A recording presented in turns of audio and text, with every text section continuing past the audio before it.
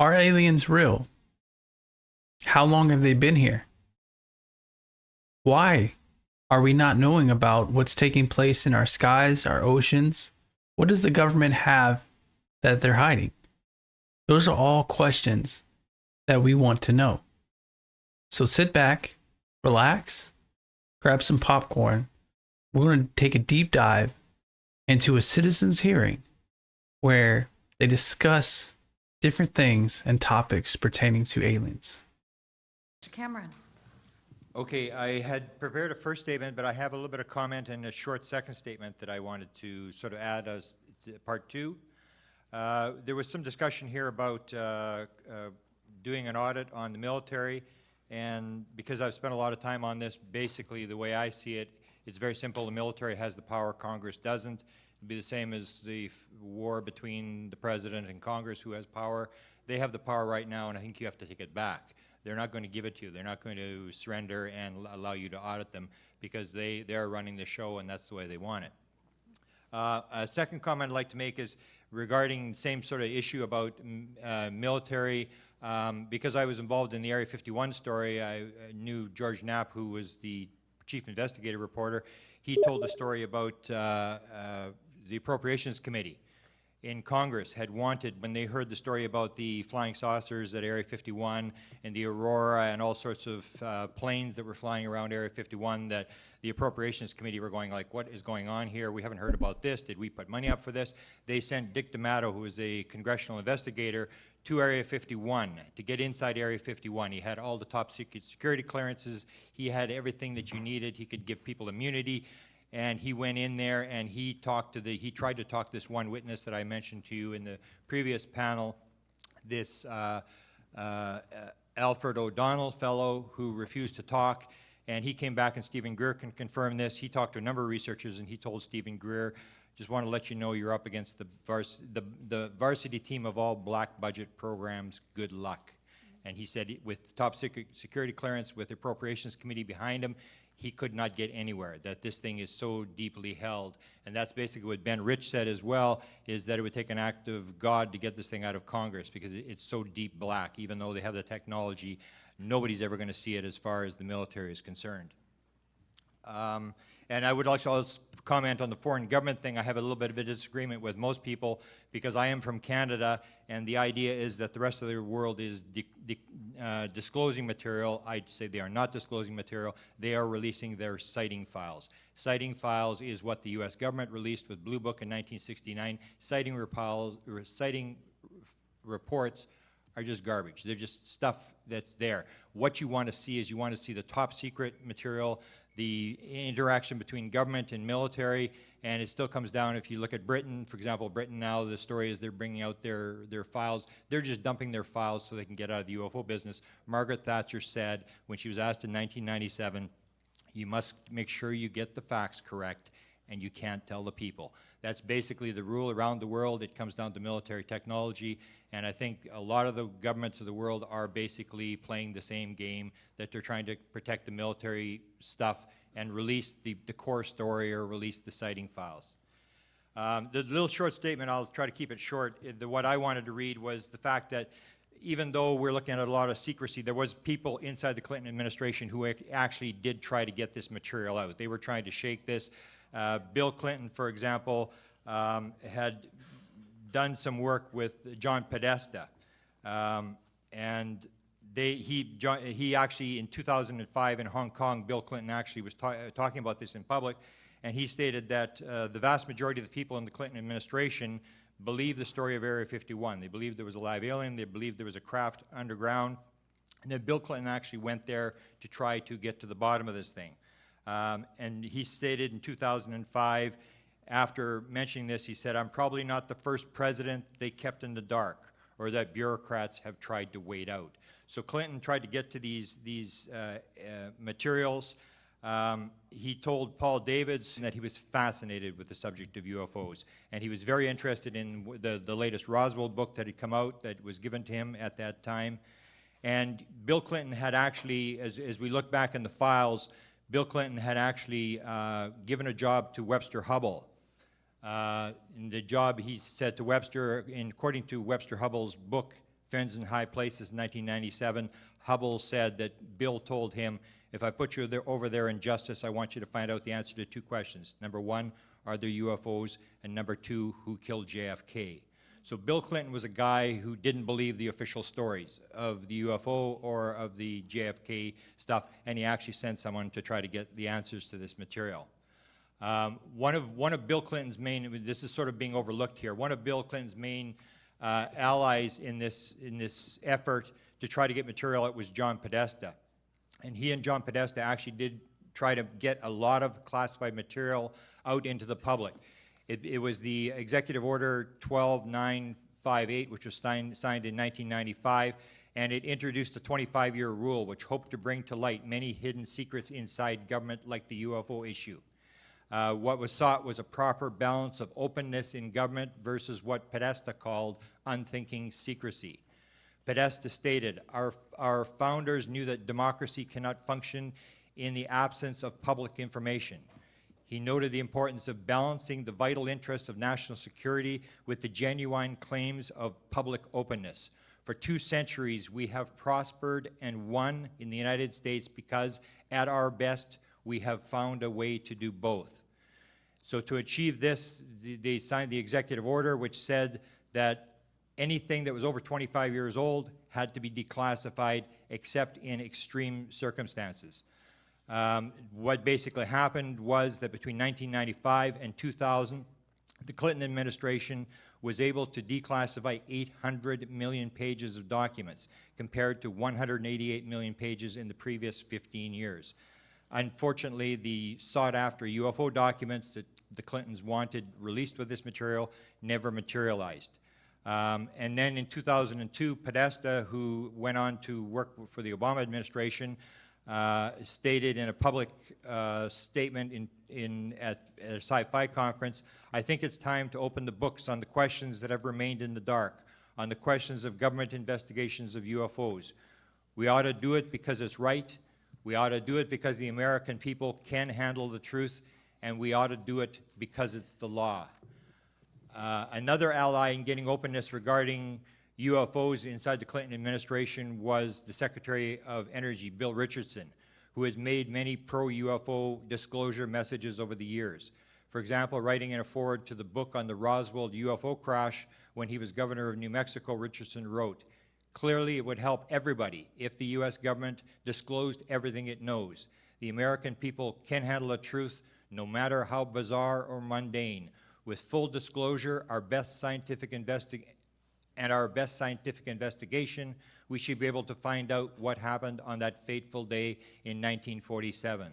Then in a question and answer, while he was running for president, Richardson talked about his long history of attempts to get answers on UFOs. I've been in government a long time. I've been in the cabinet. I've been in Congress, and I've also always felt that the government doesn't tell the truth as much as it should on a lot of issues. When I was in Congress, I said to the Department of Defense, what's the data? What is the data you have? I was told the records were classified. That ticked me off. So I just want to put on the record that there are some people inside government who are actually trying to get the material out.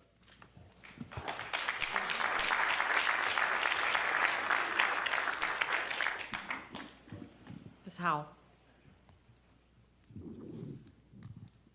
I was invited by Mr. Rockefeller to the Wyoming Ranch, along with some of the people here. Stephen Greer was there, others.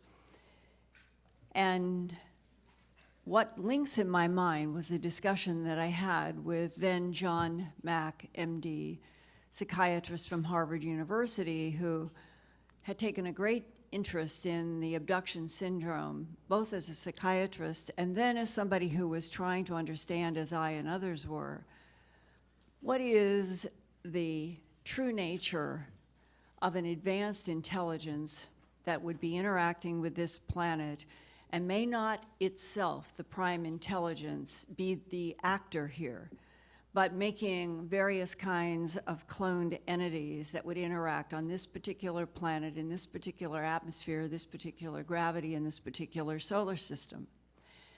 And Dr. Mack and I, at Mr. Rockefeller's place in Wyoming, were discussing this, and we went into the issue of why is it that the non-human intelligence, as described in the human abduction syndrome, appears to be 100% telepathic, with the ability to both place impressions in human minds and to also project three-dimensional holograms that the human mind and eye cannot distinguish from the world around us.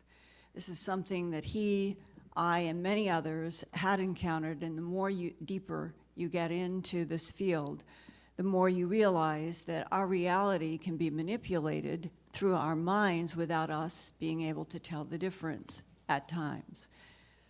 And this led to a discussion which at the time I had only shared with Dr. Mack, God rest him wherever he is now. That very year, I had a face-to-face with a man who was currently working in the United States military, who had been aware of my work, and by that 92, 93 time period, I had produced the book An Alien Harvest as well as TV productions. And in the whole question of why would something advanced from someplace else in the universe be mutilating animals on this planet, this man was trying to tell me that there is a survival issue as well as a cloning issue in what we are dealing with, and that genetic material has been harvested from this planet for a long time to create containers. And this, in discussion with Dr. Mack, led to, I thought I would share this today to show you, if this is true, what I'm going to share with you, it shows how difficult it is for all humans to relate to any aspect of all of this. The military person was describing his firsthand experience that occurred in 1978 in a small town in northern Arizona. He worked for a unit that would be comparable to what has been in some of the government documents called moon dust or Project Pounds. These are units that were put together at least as far back as right after Roswell. Units that would be trained to go to wherever there was a reported crash or landing, because some of these craft have been clearly left or put down. And that their job would be to extract technology, the craft, and the bodies. And that he was on one of those teams. And he told me that in 1978, in this town in northern Arizona, there was a flood. And that our military unit understood that the flood was not caused by nature, and it was not caused by humans. It was caused by something that was in the category of what they called non-human. And that he was assigned to a group to go there to try to understand why had the water been released from a dam into this town by something non-human. And that his superior officer said, we are going to communicate with and bring in one of the Ebens. And I want you to have the experience of what a telepathic download upload is. And he said they described exactly what would happen, that his superior officers would be nearby. They had done this before. It was a test.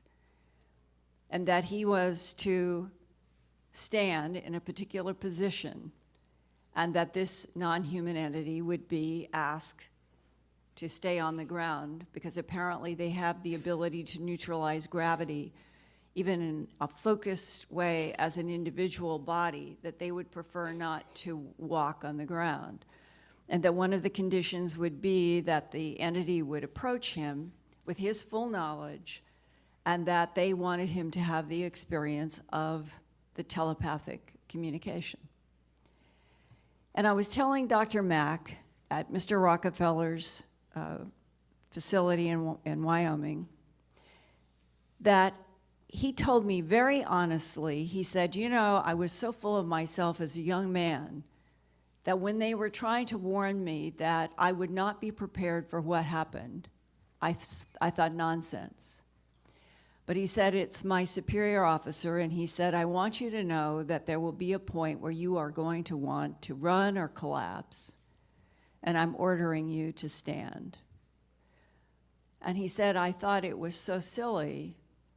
And then everything started to unfold, and the being came about 4 feet high. He was 6'4". He remembered how much taller he was. They had told him the being would come up to about 3 to 4 feet from him, but be very low. And they told him, all controlled, that the being would simply raise its head, and when the eyes connected with his eyes, he would no longer be in control of his mind. He thought all of it was nonsense.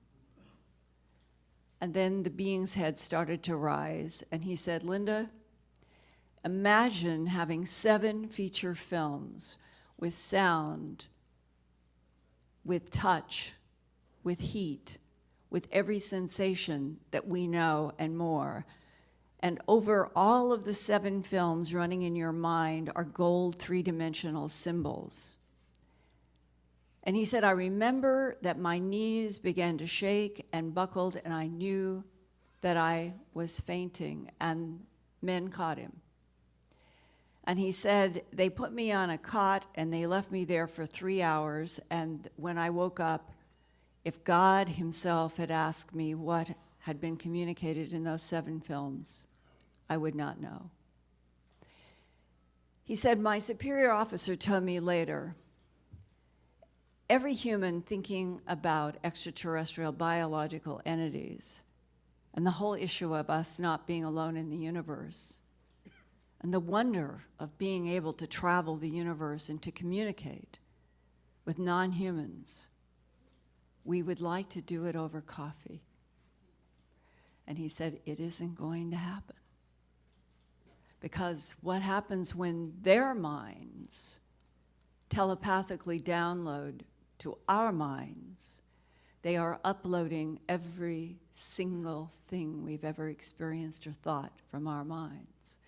And that the end result often is information is added by the non-humans into the human mind that has had this experience. But then we live on a planet where our fellow humans cannot even hear what uploaded, downloaded information from non-humans might be, because we have taken the position, as odd as it is, that we are alone in the universe and this does not exist. And Dr. Mack, after I told him that story, he looked at me and he said, you know, Linda, I agree, I think we are dealing with extraterrestrial biological entities in some cases. But he said, you know, I think that it's too complex, that it must involve time travelers, other dimensions, and that we are truly like little infants approaching something that is beyond our understanding. And I will just close exactly on that note with another man who died not long after I was able to talk with him, somewhere like around 1992.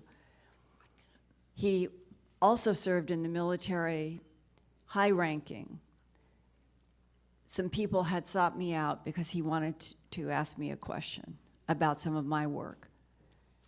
And I will never forget, he said, Linda, this is all so strange. And it has been so strange to all of us that have been exposed to it for so long that not any of us ever want to take it home to our spouses, our children, or anyone we know. Not because it's threatening necessarily, but because nobody knows how to have the discussion. And today, we are meeting at the National Press Club in Washington, where there have been various revolutions before. And it seems to me, no matter how strange it is, if we don't get past this point of having our government built on 60 years of lies to protect us, the nation probably will implode. And I think you know what I mean. Thank you. Thank you.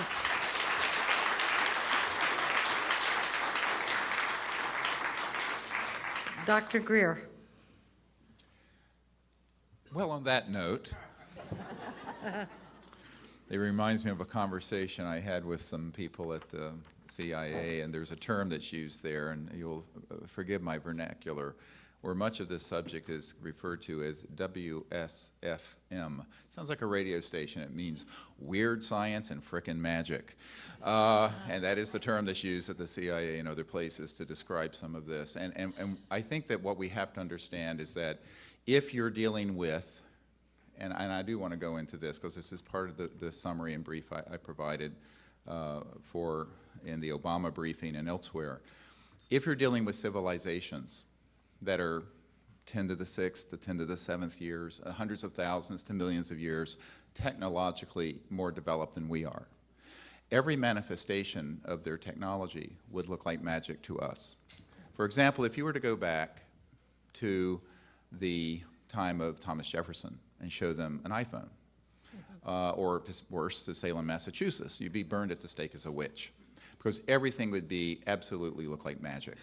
So I think that we have to have a certain amount of humility in realizing that when we're dealing with a universe that is vast and infinite, that in our own galaxy alone, which has 100 billion star systems, the same number of stars that we have as we have neurons in our brain, interestingly, that we're dealing with civilizations just in our own galaxy, which is one of billions, that are able to go through interstellar space.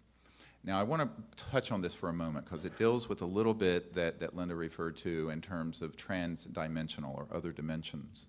And the technologies and the sciences dealing with this subject are what we have termed trans-dimensional interstellar, TDIS. And this refers to very advanced sciences and technologies where there is a nexus between electromagnetism in the magnetic field, gravitational forces in three-dimensional space and time, and what Dr. John at Princeton in the engineering lab began to prove is the science of consciousness, which was actually an issue that I did talk a fair amount with Lawrence Rockefeller about. Now, a lot of people say, well, this gets into the deep end of the pool very quickly, and in fact it does. But I think that it's important to understand that if you're dealing with civilizations that have gotten here, and that's what we're dealing with, you're not dealing with something that can go just straight through space at the speed of light even, because the speed of light is too slow. And I remember when I was having dinner with CIA Director Woolsey and his wife, and actually the really most insightful question came from Dr. Woolsey, who at the time was Chief Operating Officer of the National Academy of Sciences. And she said, what I want to know is, how are these civilizations communicating across the vastness of space? Because your cell phone and radio waves are going at the speed of light. And I said, yes, that's just too slow. Speed of light is way too slow. And I had a gut check. I said, do I tell her the truth and lose all credibility as a scientist and a doctor? Or do I tell her something that sounds scientific, but that's really not true? And ever since then, I have vowed that if someone is intelligent enough to ask the question, I will provide the answer as truthfully as I can. So I turned to her and I said, well, Dr. Woolsey, it's like this. It turns out thinking is the best way to travel. And the speed of thought is not quantifiable. However, when you start getting into the new physics that have been done, where you have the ability to teleport across vast distances instantly, and this has been done with particles, but we're talking about civilizations that can do it with entire spacecraft and occupants. You're dealing with an entirely new physics. But their communication devices and their own innate abilities allow for thought-actuated events. And I know Dr. Wood may mention this, that he discovered when he was doing some work for old man McDonald of McDonnell Douglas, that he looked into some cases where in some meetings with these ETs involved a little box, and there was a direct thought communication, but it was also being facilitated through electronics. And this is something that we call technology-assisted consciousness and thought. And this is a very specific area of study that I've really devoted about 22 years to, which may be beyond the scope of this hearing. But I think that in terms of just bringing this issue around, there are so many aspects of it that are very exciting from the point of view of science, technology, and understanding the universe and ourselves. And also, who are we? And where did we come from? And how is it that we exist in this cosmos that is and I agree with Edgar Mitchell on this, that is a conscious quantum hologram that is awake and that we are all part of. And that mind itself is the ultimate final frontier, not space, but consciousness in mind. Now, I know that Lawrence Rockefeller was very interested in these things because I had conversations with him also.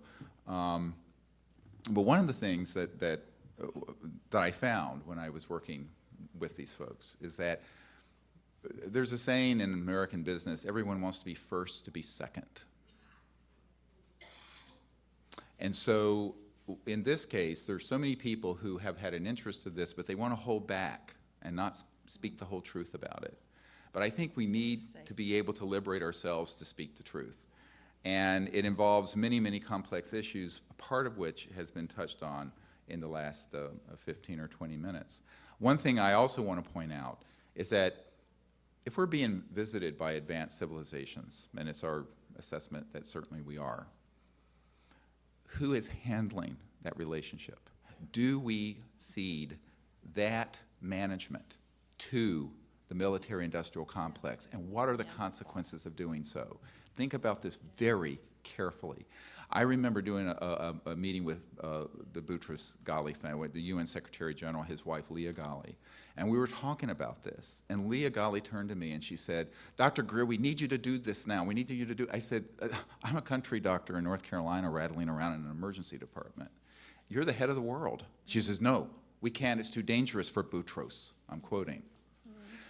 And then I remember talking to this wonderful senator, Claiborne Pell, who was mentioned earlier, and I was speaking with him, and I would never have gone to college if not for a Pell Grant, because I was very, very, very poor. Grew up in North Carolina, had no resources, put myself through the last years of high school and college and med school, but, I mean, really poor.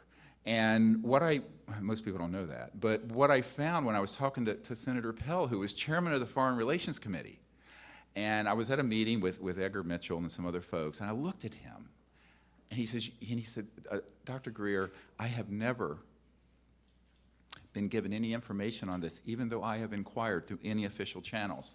And I said, "Yes, sir, what a shame, because you, the chairman of the Senate Foreign Relations Committee, have been denied the responsibility of dealing with the ultimate foreign relations issue." And I pointed to the stars above our heads. And he looked at me through those hornworm glasses and said, "Well, you know, Dr. Greer, you may be right." I said, "Well, I am." And I said, "Well, what a shame." So I think this is another dimension. There's the science and technology part of it, but there's the part of it about relationships. And we are not alone in the universe. And we need to have a situation on this planet where our higher nature, our better angels, folks like Senator Pell and others who would approach this in an enlightened way, could reach out and form what has begun to be discussed in the French government that I referred to earlier in this Ministry of Defense memo to me, a peaceful interplanetary, interstellar diplomatic initiative. And to be honest with you, that's how I first got involved with this, was to establish such an effort, which we are doing as a citizens' diplomatic effort. But in the meanwhile, I got diverted into this morass of the national security state because I felt that our leaders need to know, and more importantly, the public need to know.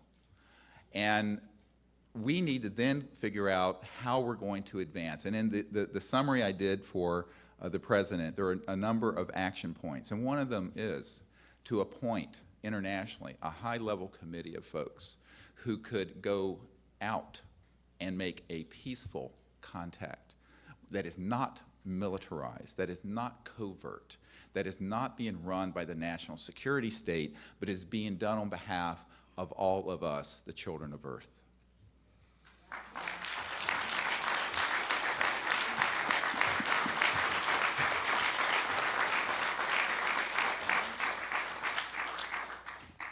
Okay, Mr. Bartlett. Thank you very much. Appreciate your testimony very much. We have a free press, so-called free press. Theoretically, yes. There are advantages and disadvantages of a free press. They reported the Boston bombing. There will very likely be copycat things because that was reported. Where the press is controlled, that would not be reported, so there would be no copycat. So there are some disadvantages to a free press. Where is the press in all of this? If, in fact, there is a story to be told here, why isn't the press telling that story? Well, I can. They seem to be, if there's a cover-up, do they not seem to be complicit in that cover-up? Yes, well, can I comment on that? I By think it's a control really- from above. Who are you, who are I you think this asking? is a really central issue. And I actually, over my 22 years of being deeply involved with this at various levels, I have concluded that the secrecy is very much involving the fact that on certain issues, we do not have a free press any more than we have a free market economy. And I think that this is a serious problem. And I have a document that will be in the materials that I'm providing for the committee that is a 1991 CIA document where it talks about the fact that they have folks at all the major media outlets, wire services, news magazines, television networks, to change, alter, or delay and stop stories that they would like to see stopped. Now, this was released briefly and then reclassified. It was under the first President Bush term. And this is not a contested CIA document. What that means is that on certain issues, this will be absolutely, there will be an intervention. And we saw this happen with the 2001 event at this National Press Club disclosure launch 12 years ago almost today, on May 9th of 2001. And one of the people I dealt with, Bob Schwartz, who was on the board of Time Life that later became AOL, Time Warner, and CNN, the whole conglomerate, he told me that he was very good friends with Mike Wallace, and he had given him a lot of these documents that we had, and Mike Wallace wanted to do this story at 60 Minutes. And corporate CBS, and I think at the time was controlled by Westinghouse, a big defense contractor, did not permit him to do the story. Ira Rosen, who was at ABC News executive producer for 2020 and Primetime Live, he came to my home in Virginia, out near Thomas Jefferson's home, ironically, and I gave him 35 digital hours of top secret witness testimony and many documents. And he said, this, if true, is the biggest story ever. I want to do this story. I said, well, I'll cooperate fully. He had gotten his Emmy working with Mike Wallace at 60 Minutes, where he has returned. And I said, I don't think you'll be allowed to do this story. And Ira Rosen said, oh, yes, I'm the executive producer of these shows. I can do it. And I said, okay. Well, 2 weeks later, he called me up. And he said, Dr. Greer, they won't let me do this story. I said, Ira, who are they? And he said, Dr. Greer, you know who they are. Now, I could tell you probably 100 stories like that. And this becomes very worrisome. Here we are in the National Press Club. And we have a lot of enormously important information. And you know, in the New York Times, if you have 3 confirmed sources for a controversial story, they can run with it. Here, the Disclosure Project, which I founded some years ago, it was first Project Starlight when I began to work with Lawrence Rockefeller.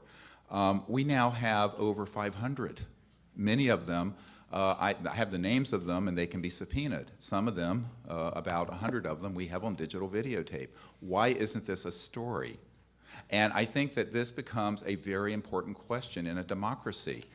You know, if you have the larger media not covering something that 50, 60% of the public believe is true, and there's an enormous amount of data, 4,000 landing cases, the Cometa report where they documented the landing in Provence of a craft, the Bentwaters case where a craft landed at RAF Bentwaters and left physical trace that has been confirmed by the Ministry of Defense. We have all this hard data and information. We have radar traces of these objects moving. We have pilot cases. We have over 3,500 pilot reports in our archives. This isn't a story. How can that be? Now there's another reason, the ha-ha factor. I have met with so many senior people in government who say, I am so interested in this, but don't let anyone know that I'm interested. And the reason for it, I think, you could be gay and have 5 wives and do whatever. I mean, you could do anything and be out of the closet on it, and it would be no problem. But this subject, whoa, watch out, because your career is on the line, as mine was. Okay. Now, I think that what you find is that the social opprobrium, it's an appropriate term, attached to this issue was launched in 1953. We have a CIA document that describes their attempts to debunk and ridicule the subject, but also, very important, to engage Disney Studios to make cartoons and movies about it that would marginalize the subject. This is a CIA document, little green men, ha, ha, ha, ha, ha. So that has worked, and there's an Air Force major, George Filer, who I know, he may be here, who said, look, the secrecy really has been created mainly through the force of just ridicule. People don't want to be made a laughing stock. And I think that fear of ridicule by one's peerage, whether you're a senator or a doctor or a university professor, is a very hard thing to overcome once the counterintelligence people have done their business, and they have on this. And it is propaganda. There is very serious information and intelligence, and I think that we have to figure out how do we get around the truth embargo, as Steve calls it. In reality, we're sort of it's not just the government doing the embargo, it's we are doing the embargo because we have been brainwashed to laugh at this issue instead of look at it in a very serious, scientific, in-depth, and honest and truthful way.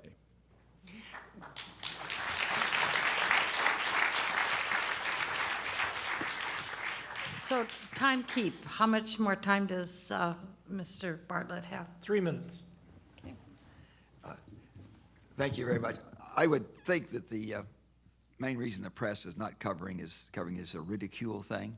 Yes. We've been watching the tweets on what's going on today. They're not all positive. They're not as negative as we thought they might be, but they're not all positive tweets. Can I make a comment on this? I wanted to turn for just a moment. Go ahead. Yeah, I just want to comment on this because I've had some involvement with this. As I mentioned in my statement, Bill Clinton asked Webster Hubbell to go and get the answer to who killed JFK. And if you go to the files that have been recovered, there's like 5,000, almost 6,000 pages of Kennedy assassination stuff that the Clintons did uncover. And he asked them to uncover JFK and UFOs. When that book was released, Friends in High Places by Hubbell in 1997, that, of course, the very next day in the White House press briefing, that question was brought up, and it was Deborah Orrin, who was no friend of the Clintons, from the New York Post, who asked the question. She asked the president's press secretary, can you tell me, did Webster Hubbell get the job to go out and look at UFOs? And he walked around the question the first time, and Deborah Orrin in an interview said she came back with a follow-up question, and she said, I'd like to know, is what Mr. Hubbell writes in his book true? And the press secretary for the president said, I'm not going to comment what people write in their personal books. And Deborah Orrin said in an interview later, she said, I sat there and waited for someone to follow up on this very important question, and the rest of the White House press corps rolled over and played dead. And basically what it comes down to is if you're worked your way up to the White House, you don't want to be the one that asks the stupid UFO question. You want to ask something very smart, because you may end up losing your job. You worked your way up there. So a lot of it does have to do with the ridicule, and a lot of it has to do with, I mentioned Chase Brandon, who was this 42-year CIA guy. He writes a fictional book about Roswell. And there was one of the stories that we'd always tried to track in the UFO world, and that was by Richard Helms. It was a statement where Richard Helms says, we control all the media of any consequence in America. And we were trying to track this, and if you look in Chase Brandon's book, his character in the book actually uses this statement. Jesse Helms said, we control all media of any consequence in America. And the character says, I wish he hadn't said that. Thank you. I yield back. Thank you. Senator Gravel? Can you come to any other conclusion as a body that our nation is essentially ruled by a military junta? Can you come to any other conclusion based upon all the statements that have been made? Well, I think, yeah, I think it's not just military. I think it's a large macroeconomic and financial system. So it's the military, industrial, corporate, financial complex. And I'm not against corporations. However, as Jefferson said, the unchecked power of a corporation. And see, if our budget is $3.8 trillion, but we're talking about something that, if it's disclosed, would threaten the privately owned interests in the oil, gas, coal, utility industries that are estimated in the multi-hundred trillions of dollars, what tail is wagging the dog of our democracy? And that's the big question. Let me add to that. I came across a study 2 years ago in Switzerland, Zurich, where an institute studied the interlocking directorates, Yes. 43,000 corporations. They winnowed it down to 1,350 corporations. And these are interlocking directorates, interlocking family ties, and primarily the top 10 were banks, international banks, and they own 60% of the wealth of the world. Correct. You're aware of that? Yes, I'm very aware of that study, yes. Congresswoman Kilpatrick. Thank you. This has been an absolutely awesome day. The professional testimony that we've heard, awesome. Everything that you've said here, this congressperson knows it to be true, from things that we've done in our own lives. President and the military is always a friction there. Governors and their state and military or police troops, it's a little friction. Mayors and their police force, it's a little something there. Who has the power? I think that's an inherent something that our world witnesses, and I certainly have over my 60-plus years of life. I think it's important that we work with the foreign governments. There's been 10 or 15 already identified who have acknowledged this existence. I want to be a part of that. I want to go, I want to see, I want to, all of that. And I'm presenting myself for that because I want to do that. The public-private partnerships that I mentioned earlier today, got to do it. Once upon a time, this country had horse and buggies. We moved to cars. And then now it's moving to something else. There were no emails and computers and all of that 2 decades ago. I mean, evolving. When you talk about oil, gas, and coal, yeah, that's the money, and it's about money and power. But who's to say you can't transition that to what we're talking about here today with the kind of partnerships that we have to build in order to do that? So we phase out of oil, gas, and coal, and we're doing it already, but we're just not. I don't think this issue, now that I've sat here all day, is separate from it. I'm sure I'll know more about this by the Friday. But I think we have to look at it in terms of a comprehensive something that's related rather than separate from. The things that you all have testified today, and I know them to be true. I don't even know people who have had this. And in the last month since they found out I'm on it, I get all kind of things from around the world. Happy you're going to be listening. And I'm happy that I am listening. But I want us to consider who that public-private doctor, for example, Dr. Greer, excellent information, all of that. Got to be funded. I do money. That's what I've done in my career. I don't have any, but I mean, that's where I work. That's where I've worked. But we can do this. I mean, we can do that with if we broaden our scope. It's not us and they, or them and us. It's us, or Right. there's nothing. Right. I think it's that important, and I don't have the answer for it now. I just know that there's something here that we've touched on, at least in my little experience in these 8 hours. It's something to build on, and I want us to consider that. The military-industrial financial complex is real. It's real. I mean, and everyone knows it. It's real. It's a real entity, and it really directs our world in the various countries. I can't speak for them. I can speak for U.S., and it's real. Not to be thrown stones at, but to work with.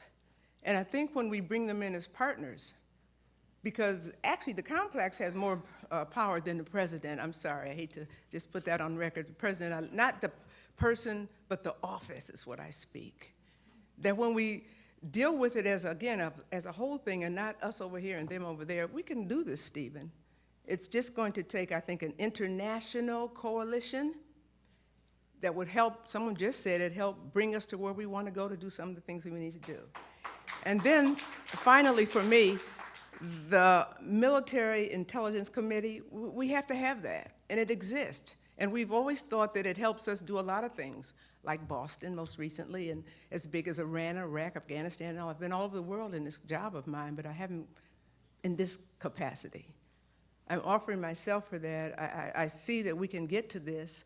This was a brilliant way to start it, Stephen, build on what you guys have already done for these last 50+ years. This is the 21st century. The 20th century is over. It's about coalitions and partnerships, and it's an international one that'll save our world and our country. So all of you there, I always say the woman, she brings a whole nother perspective here. Thank you, without notes and all of that.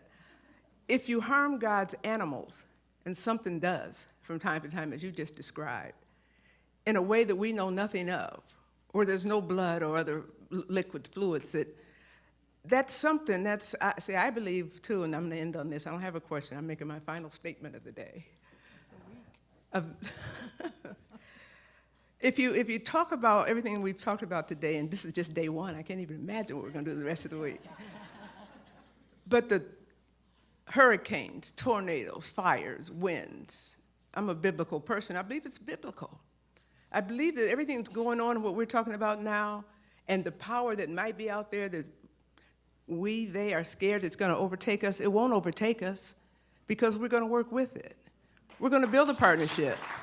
And the sooner that we get it done, the safer our children will be, the more protected our seniors will be who built these great countries. And the international connection is what we must do. So for all of you today who've come before us and become before me specifically, I just want to say thank you. It's not the end, it's just the beginning.